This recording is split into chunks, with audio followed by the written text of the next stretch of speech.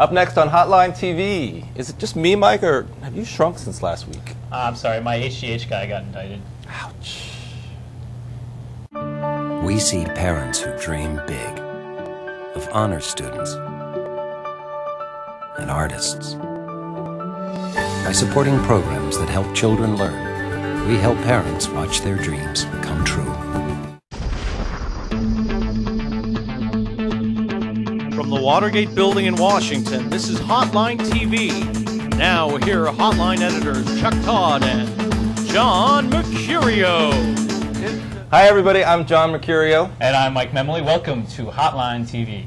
Burdened by the slow pace of Katrina recovery efforts, Louisiana Governor Kathleen Blanco announced this week that she will not seek re-election this year. Her announcement sets the stage, of course, for the political theater we've come to expect from the great state of Louisiana. Mike, Memoli, whatever your name is, what players have already emerged in this race? What are we looking at? Well, John Mercurio. Game it out for me. Let's start with already the announced candidates. We have Congressman Bobby Jindal, of course, who ran in 2003, narrowly lost to Blanco in that runoff, and he has said he's still running. He doesn't care who else is in. So another Republican who's announced, State Senator Walter Boasso. He's doing a shout-out to Jonathan Martin with his Get It Done campaign. And he says he's still running, even though the state party just endorsed Jindal the other day. Right. And then on the Democratic side, the only candidate who had already been challenging Blanco was Public Service Commissioner Foster Campbell. Right. Do any of these people matter if John Breaux gets into the race? Probably not. Jindal says he's going to run no matter what, but of course, Breaux is the 800-pound gorilla, and he is going to shake things up, especially on the Democratic side, because there are a lot of people now waiting on the sidelines who might run. Chris John, the Mitch Landrieux of the world. Sure. And so, you know, everybody's waiting on Breaux again, as he's kind of played this game before with Louisiana Democrats. But I think the fact that Blanco has already announced that she's out, people are taking it more seriously, and Breaux would probably already have announced if there aren't these concerns about whether or not he's eligible to run. Is he going to run, though? I mean, I think a lot of people expect that Blanco, Memoli never would have gotten out of the race if she didn't expect or hadn't had some kind of conversation with Breaux about him actually getting into the race. Before Blanco's. She had said all along that she was going to run. But there was a poll out last week. Sorry to interrupt you. I know there's a lot of people out there who get offended when I interrupt Mike, but I know you don't get offended, Sorry, do you? No. William, actually, I think his name was. There was a poll out just a couple days ago that showed she was trailing Bobby Jindal by, what, 30 points? 30 points. In fact, her standing has gotten worse in the last couple months since the poll was taken before that.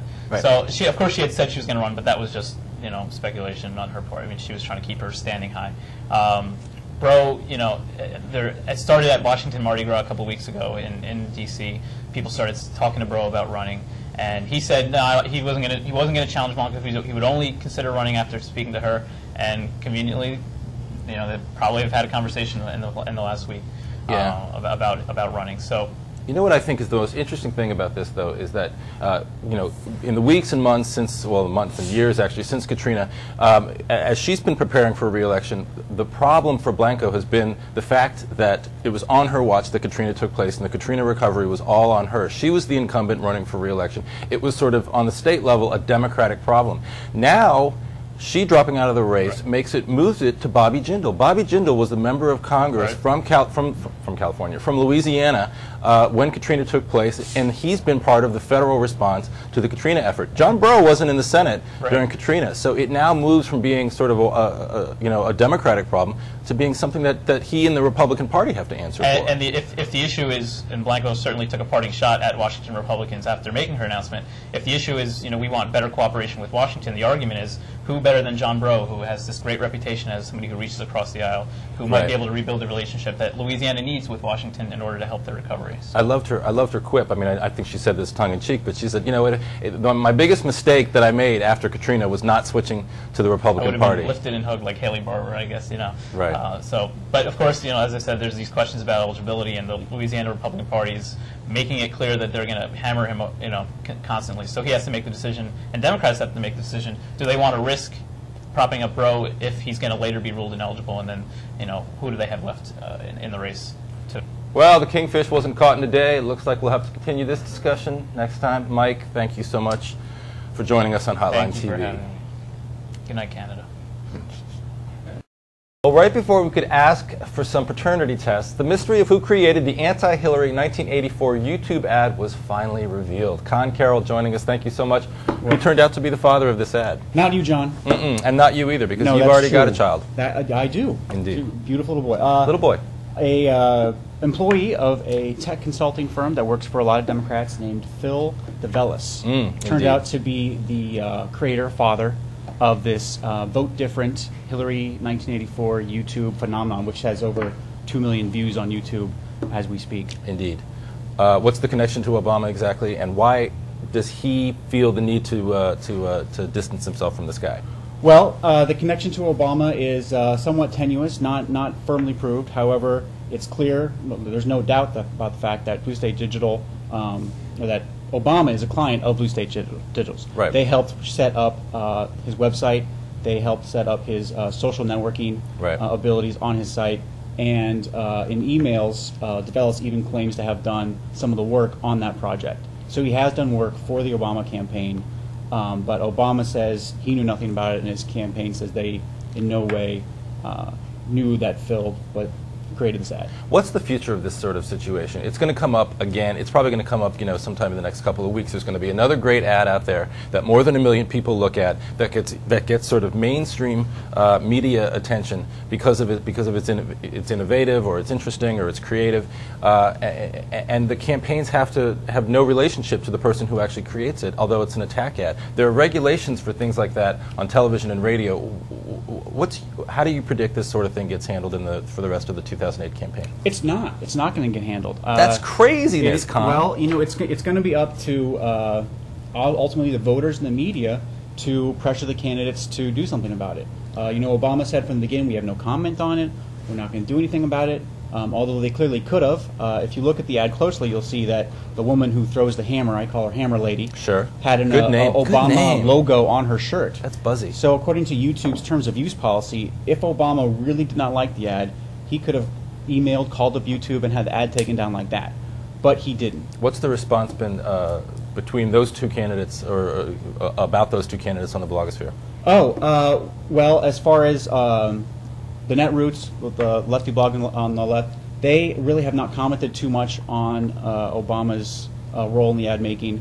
The only thing we really did get back is that some people at MyDD who have relations with Phil and worked with him in the past didn't think that Blue State Digital should have fired him, that they should have let him resign. Yeah, but this guy's got a great career ahead of him. Come on, he just got more. What is he like? He does. He's like 17 years old. He's like some kid. He's about to go get hired by Apple Computer. He's great. He's set. He does have a little bit of history with some bloggers in Ohio, though. Indeed. He worked for the Sherrod Brown campaign and got caught doing what they called sock puppetry in my world, going on some other sites. Is that like a Barbara Radanovich joke? No, I would never make a joke like that. He got caught going on to other sites and posting pro-Brown, anti-Hackett stuff. And he was found Paul out. Hackett, who, of course, was a Democrat who ran for Senate and dropped out. Oh, yes. That'd be the backstory. And, of course, we have the new senator, Sherrod Brown, from Ohio. So it all worked out in the end for him. And it might work out in the end for Obama. You never know. And I think it is all going to work out in the end for this segment. That'll be it for today. Thank you so much, Con Carroll, for joining us. Yes, ladies and gentlemen. Thanks for having me, John. All right, Politico reporter Ben Smith a friend of the show, apologized yesterday for reporting that former Senator John Edwards was suspending his campaign for president more than an hour before Edwards said he was actually staying in the race. Shira Tuplitz joining us here on Hotline TV. What are the lessons here in terms of the political coverage that we're sort of facing in this race? Well, I think everyone has now realized first is not always right, unfortunately for Ben, who is an experienced reporter. He's worked for the New York Daily News. I mean, it's a mistake a lot of reporters would have made. I guess a lot more reporters in this town probably would have made that mistake before Ben would. That would be my guess. But sure, I'll give him that. I'll give him that. In any case, but he came out though right after the announcement was made, put out wrote on his blog sort of a TikTok of his mistake. And is that sort of what's required now in this age of sort of instant media, that you can't just put a correction in the paper, you actually have to actually sort of reflect on and speculate and analyze your mistakes? Is it sort of a larger, does it become a larger issue, a larger sort of event to make a mistake like that? I think in the 24-hour news cycle, yes, because almost every major news network on all the cable networks carried it. So I think it did become a larger event. I also think it depends on the audience. The Politico's audience is very similar to ours. There are a lot of political insiders who devour this stuff. They love reading the play-by-play, and so they posted it, and it was well read. They got more than 1,000 comments on combined blog posts. I know, but I read his blog and I read all the comments afterwards, and to some extent, a lot of the comments were negative, but to some extent, he must have been sort of flattered by the number of people who were hitting that site. I mean, it was amazing. Within like 20 minutes of him posting that I was wrong thing, he had a lot of coverage. All right, but let's move on to the much bigger story, which was Edwards announcing that his wife's cancer has returned. How does that affect the Democratic campaign, do you think? Well, I think it certainly gave Edwards a lot of limelight yesterday. It comes across as the kind of guy that he wants to project. He is a very loving father, a loving husband, and his wife is there for him the way she is there for him. I think it was actually, despite the news, a pretty good news coverage day for Edwards. Yeah, it's kind of hard to look at it just narrowly within the politics of it. You know, I have to be perfectly honest, and I apologize if people find this inappropriate, but I think this does extensive, and I think it's very sad because I think Elizabeth Edwards is a wonderful person. Yeah. I think this does some pretty serious damage, though, to his presidential campaign. You have to sort of start asking, who is going to contribute at this point to John Edwards' campaign? I mean, you have to assume that he is the loving father, he is the loving husband, and that he will be sort of focused from now on his wife and on his wife's health. I certainly would be, and I'm sure most people would, and I think it raises questions in some people's minds about sort of what long-term future there is, both in a presidential campaign and in a potential Edwards presidency. You saw his fundraising increase yesterday. I think that had a lot to do with the fact that he was getting blanket media coverage, a lot of attention on him. But I'll be very interested to see over the next weeks and months how this development affects his campaign. Well, you know, I'm going to actually disagree with you on that, John, because... Good, I love it. Little friction, I think we can handle it. I'm going to disagree with you because I don't think this reinforces any prior stereotypes. If this was John McCain, for example, who's dealing with this whole, I'm turning 70, all these old rumors going around, I mean, it'd be a different case. But John Edwards is a young, good-looking guy. He's got a young, good-looking wife. He doesn't reinforce anything except cancer is evil, let's fight it. All right. Very interesting. Thank you very much, Shira Tuplitz, for joining us on Hotline TV. And finally today, the fired prosecutor story hasn't always been that much fun to watch. So this week we've decided to cover the story by pretending it's something with excitement and theatrics. That's right, we're making the story into a figure skating competition, ladies and gentlemen. We'll be evaluating the players based on style, performance, and execution. So let's get started. First of all, we've got Senator Pat Leahy, the chairman of the Senate Judiciary Committee. You know, I think he's come out of this, he makes the Democrats in the Senate look strong. I'm going to give him, if you don't mind us, we got a little low budget situation going on here. I'm giving him a, hold on, I'm giving him a 7. All right, I'm going with 7.6. Nicely done. I say that, I think he's done a good job being out in front of it and having just the right amount of curmudgeonly toughness to go after the White House. Okay, nice, excellent use of the decimal point there. Arlen Specter, the former chairman, now ranking member of the committee, abstained from the subpoena vote yesterday. I'm going to go with a 4 for Arlen Specter. I've been a little disappointed with how cautious he's being. That he's been sort of behind the scenes negotiating that, and I was expecting that he'd maybe, come out there and give the White House something to worry about. He's never ever been, I'm going to give him even lower, I'm going for a 3. He's never been a strong supporter of this administration, but he's also somebody who, in tough fights, abstains. Always abstains. Remember what he did during impeachment? He didn't actually abstain. I think he withheld his vote because, based on Scottish law, what's the actual term he used? I can't remember. Not proven. Right. He voted not proven. Thank you, producer Dan. All right. Senator Chuck Schumer, always on top of his game.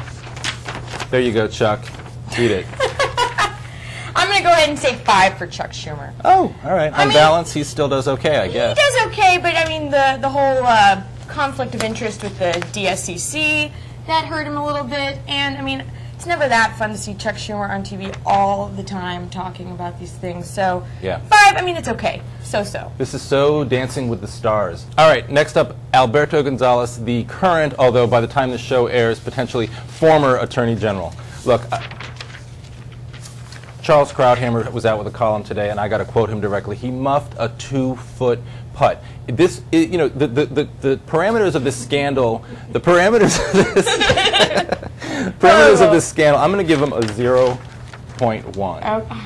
But the parameters of this scandal are dubious. They're questionable. A lot of Democrats excited about it. But the fact that he and the Bush White House has allowed this thing to go on as long as they have is redonkulous, is what I say. All right, Harriet Miers, former White House counsel. Come on, give her at least a couple points. I'm going to give her a sympathy vote because I feel sorry for Harriet Miers. She's not even in the White House anymore. Right. And she's still getting, you know, dragged through. I mean, you're giving her an 8? I feel really bad for her. Well, that's not. Oh my gosh. All right, 8 for Harriet Miers, 2 from John Mercurio. All right, Fred Fielding, the White House counsel, all right. coming back from the White House years to serve in this administration, faces another scandal. I'm giving the guy a 2. I'm sorry, Fred. It just hasn't looked good from the White House's perspective to come out and make the argument about the transcript. What you have to do, I think, is brief Tony Snow better on the parameters of the argument, because he comes out and talks to the press and sounds completely unprepared. Absolutely, and it's never a good thing when you're the messenger for the White House, going in between the White House and Congress and just delivering. He's the messenger for this huge constitutional fight, right. And it doesn't look good for him. All right, President Bush himself. Wow, this is tough. This is a tough one. I think he wants to play this high-stakes game with the Democrats in the Senate and the House. He looks at this as sort of his first opportunity to really confront the Democrats on an issue he thinks he's on solid ground on. You got to give him that. You got to give him the fact that he's sticking up for his aides and for his prerogative. Oh, interesting. Look at that. Great minds. But then again, I mean, it's not good for Bush. This is just right as Scooter Libby ends, this one starts. It seems like the last 2 years have just been an endless train of resignation calls. Right, but on the other hand, you know, Democrats want to be talking about the issues in Iraq. I think there are a lot of Americans around the country who are saying we're still at war, we're still fighting a war, and you guys are arguing and taking up so much time with this U.S. attorney squabble. Yeah. So, you know, to some extent, I think Democrats get hurt. David Iglesias, former U.S. attorney from the great state of New Mexico. I think doesn't really come out of this 8. Interesting. I think he's done a very good job painting himself as the victim in this whole scenario. The op-ed that he wrote in the New York Times on Wednesday, he came out and he even complimented President Bush for thanking him for his service, since nobody's ever done that. And he said, all I want, you know, is someone to apologize to me. That's it. And I think he's done a very good job in being very clear that he was just a victim doing his job, and he was unfairly fired. I'm giving him a 6. I think actually the more compelling personal case of a U.S. attorney being fired was the woman in Michigan, Margaret Macias, I think her name was, who had personal issues, personal struggles that she was dealing with, and as she said to the deputy, to Paul McNulty, look, all I want is for my resignation or for my removal to be not based on performance, and that was, I think, the biggest problem. Heather Wilson, Congresswoman from the great state of New Mexico, in big trouble. Already a radio ad being run against her. Right, and I give Heather Wilson a 2. I mean, she was in trouble last election. She escaped, you know, losing re-election by the skin of her teeth, and this is not going to help anything for her. I'm going to give her a little bit higher. I'm giving her a 4. Heather Wilson always survives. I've been covering that woman forever. She always survives. Just like Cher and cockroaches, Heather Wilson will continue to survive. And you can't forget about Pete Domenici, who's in a similar situation as Heather Wilson. This could really come back to bite him in 2008. Up for re-election himself. All right, that'll do it. Thank you very, very much. A lot of paper on our desk here. Maura O'Brien, thank you so much for joining us. Thank you for having me. That's the 2-minute warning, backed by popular demand to help us out, Catherine Deere. All right, Hillary Clinton was just joking, Catherine, right, when she threatened to replace Oprah Winfrey as ambassador to the world? I don't know, but I would just say that that's a lot of cards to give out. Indeed, indeed. Well, John, in what only can be described as a supernatural phenomenon, both Rick Santorum and astronaut-turned-jilted lover Lisa Nowak got new jobs this week. John, is Bush now free to tout those soaring employment numbers? I don't know. I think there are 8 U.S. attorneys who would beg to differ. But Freshman Congressman Tim Walberg is drawing criticism after he compared Iraq to Detroit in his home state of Michigan. What's up with this guy? I don't know. I thought Marky Mark was from Boston. Nice. Ophelia Ford, a relative of former Representative Harold Ford Jr., sponsored a resolution in the Tennessee Senate honoring Justin Timberlake for, quote, winning the heart of many a young fan with his dance moves and stunning vocal abilities. Why haven't you received a similar honor, John? I think it's pretty clear. I have yet to bring sexy back. All right, so Catherine, I hear you figured out a way to help James Inhofe get his point across about global warming. That's right, John. I've read a report that global warming is real. Ouch. But that goes out to all of our very good friends at the Politico. Thank you very much for joining us on Hotline TV. We've got to end it there. We'll see you next week.